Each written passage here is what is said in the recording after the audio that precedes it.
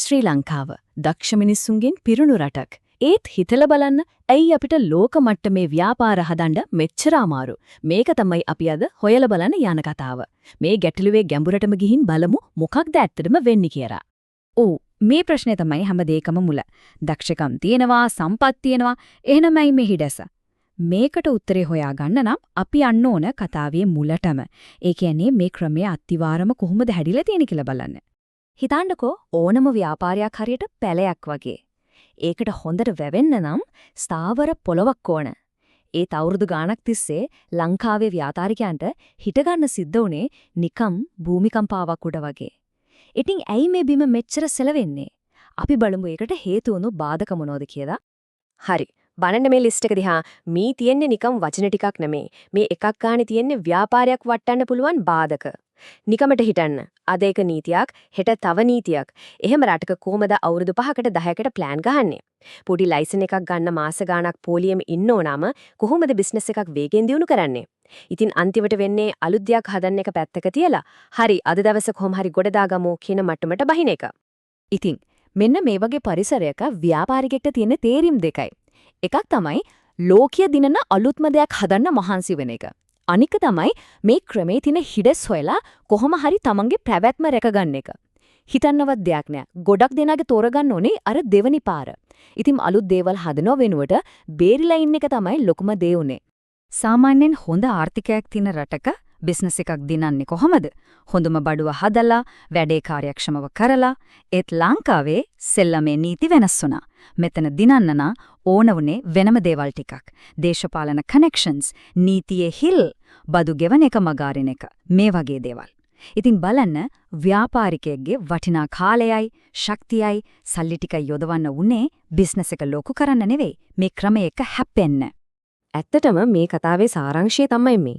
නිවැරදි තේ කරන එකද? ඒක තමයි අමාරුම පාර උනේ. හිතන්නේ ඒකේ තියෙන බරපතලකම අවංකව නීතියට වැඩ කරන එක තමයි අමාරුම දේ වෙලා තිබුණේ.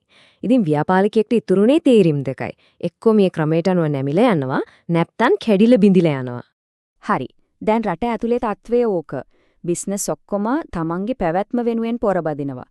ඔය අතරේ තමයි ලෝක වෙළඳපොළ අපේ දොරට තට්ටු කරන්නේ. ගෝලීය තරංගකාරීත්වයේ එනවා.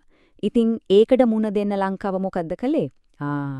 එතනින් තමයි මේ කතාවේ ඊළඟ භයානකම කොටස පටන් ගන්නෙ. ඇත්තම කතාව රට ලෝකෙත් එක්ක තරග කරන්න කිසිසේත්ම සූදානම් වෙලා හිටියේ නැහැ. හිතන්නකෝ අවුරුදු ගාණක් තිස්සේ බිස්නස් වල මසල්ස් හැදිලා තිබුණේ ලෝකෙත් එක්ක තරග කරලා නෙවෙයි මෙහි තියෙන ක්‍රමයේ එක්ක ඔට්ටු වෙලා. ඉතින් ඇත්තම තරගයක් එළියෙන් ආවම ඒකට මුහුණ දෙන්න තරම් ශක්තියක් ඇඟේ ඉතුරු වෙලා තිබුණේ නැහැ. එතකොට මොකද වෙන්නේ? දේශීය ව්‍යාපාර ශක්තිමත් කරලා හරි දැන් ඔයාලා ගිහින් ලෝකෙත් එක්ක තරග කරන්න කියලා දිරිමත් කරනවා වෙනුවට අපේ අය තෝරගත්තේ ලේසිම පාර. ඒ තමයි එළියෙන් එන තරගය නවත්තලා අපේ අයව පලිහකින් වහලා ආරක්ෂා කරන එක. ඔන්න ඔය පලිහට තමයි අපි ආනයන සීමා කියලා කියන්නේ.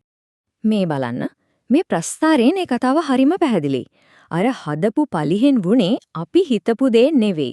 දේශීය ව්‍යාපාර ආරක්ෂා කරන්න ගිහිල්ලා වුණේ අපේ රටේ බඩුවලට පිට රට තියෙන තරංගකාරීත්වය නැත්තටම නැති වෙච්ච එක. ඒ කියන්නේ මොකක්ද? සරලවම රටට එන ඩොලර් ටික නතර වුණා කියන එක. හොඳයි. මේ ගත්ත තීරණ කඩදාසි වලට විතරක් සීමා වුණේ නැහැ. ඒක හරියට ඩොමිනෝ සෙල්ලමක් වගේ. එකක් වැටුනාම අනිත් ඔක්කොම ටික පේලියට වැටෙනවා. ඔන්නෝරි විදිහට දාම ප්‍රතික්‍රියාවක් පටන් ගත්තා. වැදගත්ම දේ තමයි ඒ දාමේ අන්තිම ඩොමිනෝ කෑල්ල කෙලින්ම අවිත් වැදුනේ සාමාන්‍ය මිනිස්සුන්ගේ ජීවිතවලට. මෙන්න බලන්න ඒ දාමය පියවරෙන් පියවර මුලින්ම රටේ ක්‍රමේ තිබ්බ අවුල් හින්දා අලුත් දේවල් හැදුනේ නැහැ. ඊට පස්සේ ඒකට උත්තරයක් විදිහට ආනයන සීමා කළා. ඒකේ ප්‍රතිඵලයක් විදිහට රට දෙන සල්ලි නැති වුණා. ඉතින් මේ හැම දෙයකම බර අන්තිමට කරට ගත්තේ කවුද? වෙන කවුරුත් නෙවෙයි සාමාන්‍ය ජනතාව. අපි හැමදාම අත්විඳින දේවල් තමයි මේ දශක ගානක වැරදි ප්‍රතිපත්ති වෙලා අවසාන ප්‍රතිඵලය. කඩේට ගියාම බඩු ගන්න දෙයක් නැහැ. තියෙන දෙත් ගන්න සල්ලි නැහැ. ජීවත් වෙන්න තියෙන අමාරුව.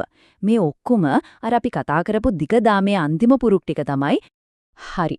ඉතින් මේ මුළු ඉතිහාසයෙන්ම අපිව ගෙනල්ලා නවකලා තියෙන්නේ හරිම තීරණාත්මක තැනක. හරියට දෙබලක මං සංදියක් වගේ. දැන් අපිට තීරණය කරන්න තියෙන්නේ මේ අවුරුදු ගාණක් ආපු විෂම චක්‍රය කඩලා අලුත්ම පාරක යනවද? එහෙම නැත්නම් ආයෙත් සැරයක් පරණ පාරෙම ගිහින් ආයෙත් මේ වැටිලා ඉන්න තැනටම එනවද කියන එක. ඔන්න ඔය පසුබිමේ තමයි වත්මන NPP ආණ්ඩුව වෙනස්ම ප්‍රවේශයක් ගැන කතා කරන්නේ.